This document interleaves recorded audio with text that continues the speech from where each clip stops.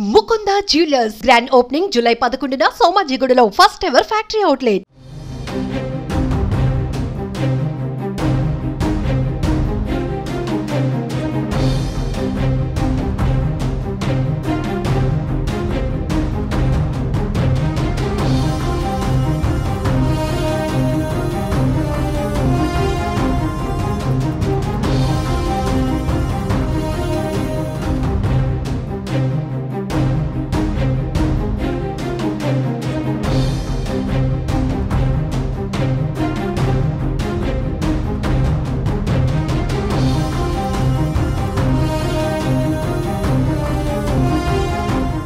ఘోర ఓటమి తర్వాత వైసీపీ అధినేత మాజీ సీఎం జగన్ సంచలన నిర్ణయాలు తీసుకుంటున్నారు.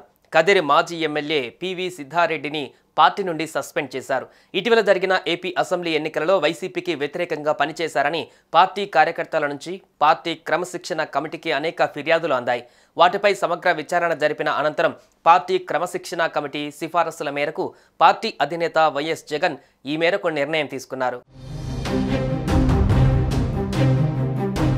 డాక్టర్ పివి సిద్ధారెడ్డి గతంలో కాంగ్రెస్ పార్టీలో పనిచేశారు. ఆ తర్వాత వైసీపీలో చేరారు.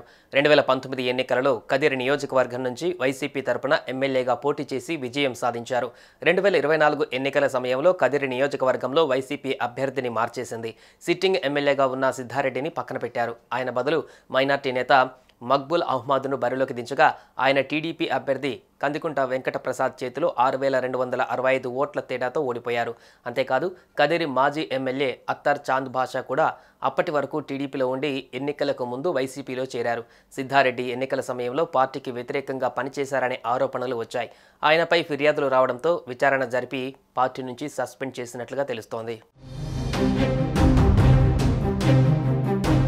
సుమన్ టీవీలో మీ పర్సనల్ అండ్ బిజినెస్ ప్రమోషన్స్ కోసం కింది నెంబర్కి కాంటాక్ట్ చేయండి.